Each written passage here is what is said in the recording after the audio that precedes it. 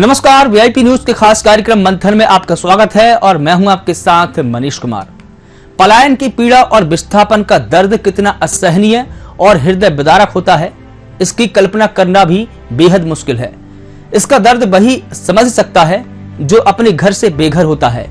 लेकिन भारत में विस्थापन की समस्या कोई नई समस्या नहीं है। सन 47 से लेकर आज तक भारत के लाखों लोगों ने अलग अलग वजहों से इसका सामना किया है और विस्थापन का यह सिलसिला आज भी बदस्तूर जारी है। लेकिन आप सोच रहे होंगे कि आज हम मंथन में विस्थापन की वेदना पर बात क्यों कर रहे हैं। दरअसल मध्य प्रदेश के धार जिले की कारम नदी पर बन रहे निर्माणाधीन डैम के रिसाव होने की वजह से करीब 40,000 लोगों को एक बार फिर इस विस्थापन का दर्द झेलना पड़ रहा है। आज हम इसी पर मंथन करेंगे और जानेंगे विस्थापन की दर्द भरी दास्तां। लेकिन इससे पहले यह जान लेते हैं कि इस बांध का निर्माण सरकार आखिर क्यों करवा रही है और इससे धार सहित अन्य जिलों की कितनी आबादी को सीधा लाभ पहुंचेगा और कितने किसानों को लाभ मिलेगा।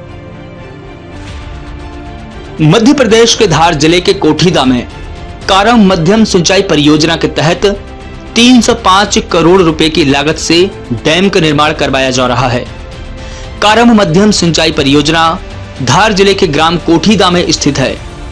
4 वर्ष पहले साल 2018 में इस परियोजना का शिलान्यास और भूमि पूजन धार जिले के तत्कालीन प्रभारी मंत्री अंतर सिंह आर्य ने किया था। इस बांध को विंध्याचल रेंज की पहाड़ी को दो तरफ से जोड़कर कारम नदी पर बनाया जा रहा है। डैम का हिस्सा नालछा, मांडू, भरूणपुरा, बगड़ी की पहाड़ी से लगा हुआ है। महू, मानपुर से निकलने वाली अजनार नदी आगे चलकर कारम नदी में मिलती है। इससे कारम बांध का निर्माण दिल्ली की company ANS construction private limited कर रही है। 10 अक्टूबर 2018 से बन रहे इस डैम को तकरीबन 36 महीने में बनकर पूरा होना था, यानी कि 10 अक्टूबर 2021 को कारम बांध बनकर तैयार हो जाना था। लेकिन कोरोना महामारी के चलते 2 साल तक इसका काम बंद रहा। लेकिन जब बांध का काम दोबारा शुरू हुआ तो इसमें भ्रष्टाचार की कई परतें चढ़ा दी गई। डैम का जल संग्रहण क्षेत्र 143.43 वर्ग किलोमीटर है। इसकी लंबाई 564 मीटर और चौड़ाई 6 मीटर है। जल भरण क्षमता 43.98 मीट्रिक घन मीटर रखी जाना है। लेकिन डैम में लीकेज होने की वजह से जगह जगह से पानी निकलना शुरू हुआ।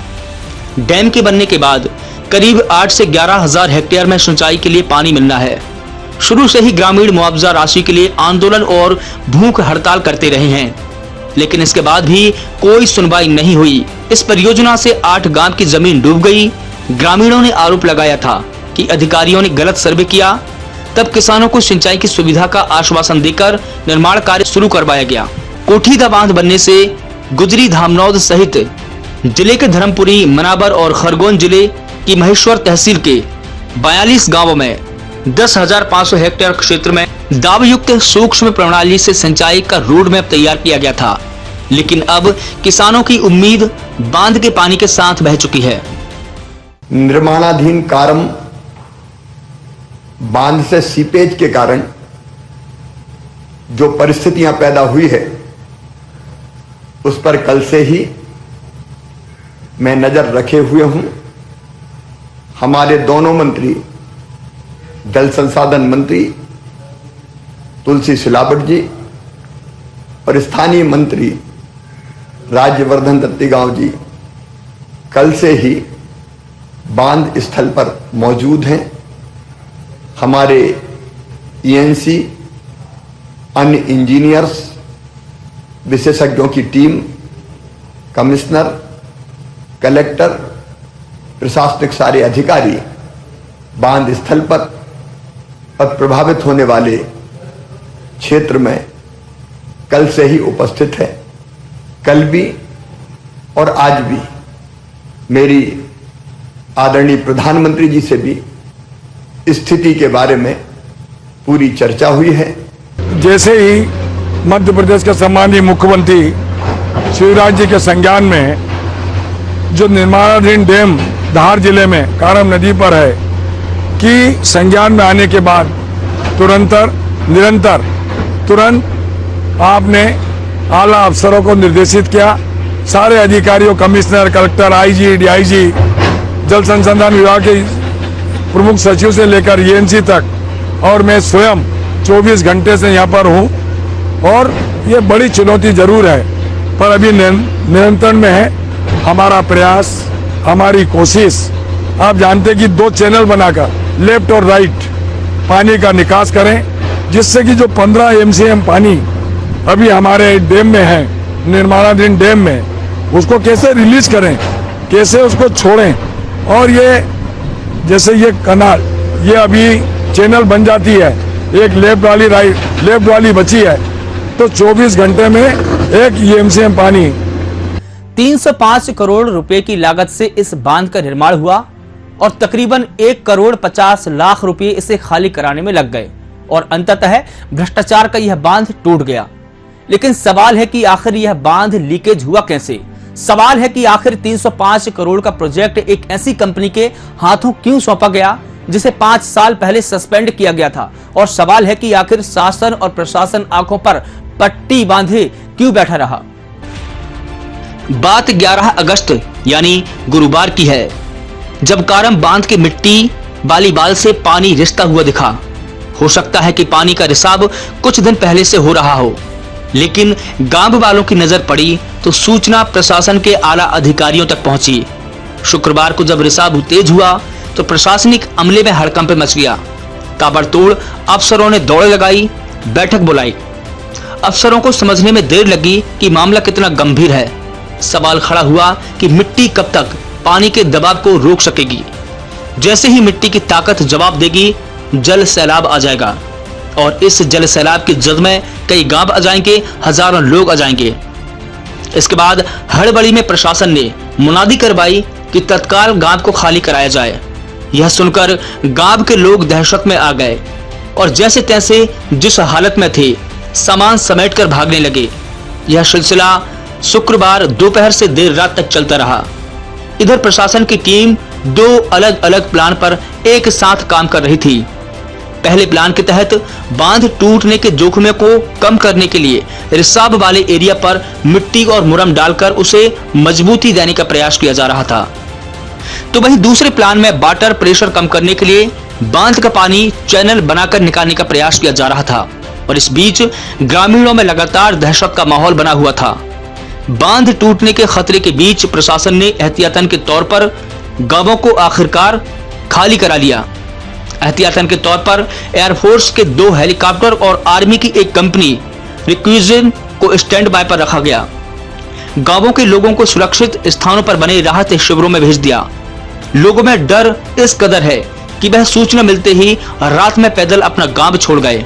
उनको लगने लगा कि अब उनके घर डूब जाएंगे। आंसू बहाते हुए लोग अपने बच्चे, गाय, भैंस, सामान सब कुछ लेकर वे सुरक्षित ठिकाना तलाशने लगे। बांध के नीचे वास की भी जो स्थिति है, जो ये 10-11 गांव खाली करने की बात कर रहे हैं, वो लोगों को ऐसे ही पुलिसों ने केवल अनाउंस किया, आर्मी जैसे उनको गाड़ियों में भरकर बहनों बच्चों को ऊपर चढ़ा दिया। ऊपर वो अपनी अपनी ताड़पत्री लगाकर बैठे हैं, कोई बाकी व्यवस्था नहीं, केवल भोजन की है तो व्यवसाय कर रही है सरकार ने। लेकिन आज उनकी खेती नीचे है, उनके घर में सामान है, उनका कुकड़ा बुकड़ा है। आदिवासियों का घर केवल नहीं होता है, एक पर्यावरणीय व्यवस्था होती है, आजीविका का साधन होता है। तो ऐसी स्थिति में उनका भविष्य क्या होगा ये भी सोचना चाहिए। पर आज बांध हम देख रहे हैं तो ऐसा बांध पचिती होता है कि एक ही हिस्सा उसका पक्का बांधा जाता है और बाकी जो मेन नदी के ऊपर का हिस्सा है वो भी मिट्टी का है। तो हमको अभी इसका डीपीआर देखना पड़ेगा। तकरीबन 3 साल से मध्य प्रदेश में एक घटिया बांध का निर्माण करवाया जा रहा था और जिम्मेदार गाल बजा रहे थे। सवाल है कि हमारा सिस्टम इतना लचर कैसे हो गया कि 22,000 लोगों की जान को जोखिम में डालने का भागीदार बन गया। सवाल तो बांध निर्माण करने वाली कंपनी से भी है कि आखिर पाल पर मुरम क्यों नहीं बिछाई गई। बांध की दीवार के निर्माण में जल्दबाजी में मिट्टी का अनुपात और उसे कैंपेट करने में इतनी लापरवाही क्यों बरती गई, ये सवाल निर्माण करने वाली कंपनी से भी है। धार जिले के कोठीदा गांव के बीच कारम नदी पर भ्रष्टाचार का बांध आखिरकार रविवार को टूट ही गया।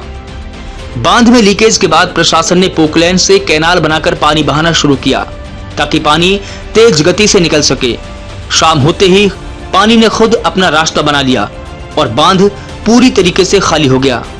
लेकिन इस बांध से जिन 42 गांवों के किसानों का सिंचाई के लिए पानी मिलना था, अब वो बर्बाद हो गया है।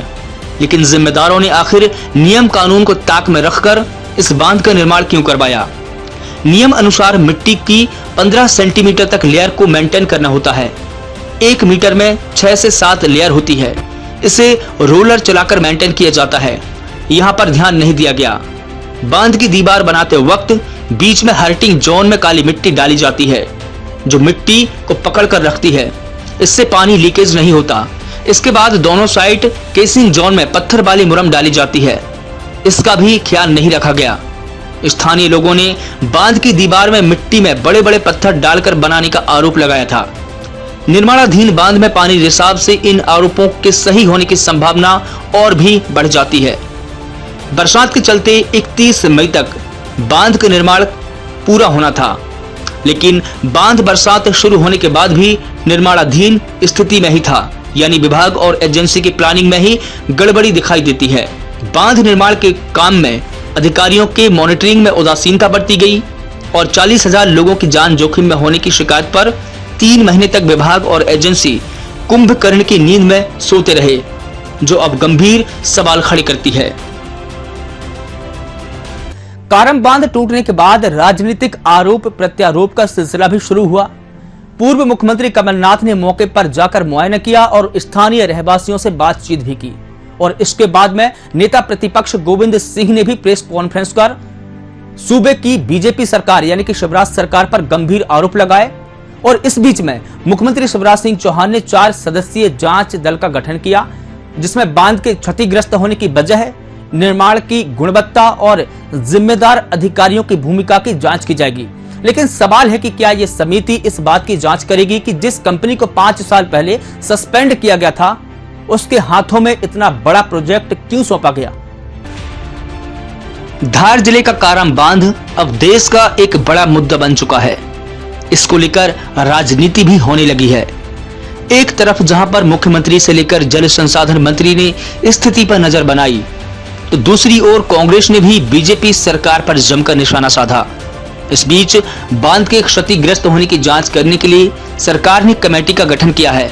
सरकार ने 15 अगस्त को पूरे मामले की जांच के लिए 4 सदस्यीय जांच दल का गठन किया है। टीम से 5 दिन में पूरे मामले पर रिपोर्ट मांगी गई है, जिसमें बांध के क्षतिग्रस्त होने की वजह, निर्माण की गुणवत्ता और जिम्मेदार अधिकारियों की भूमिका की भी जांच की जाएगी।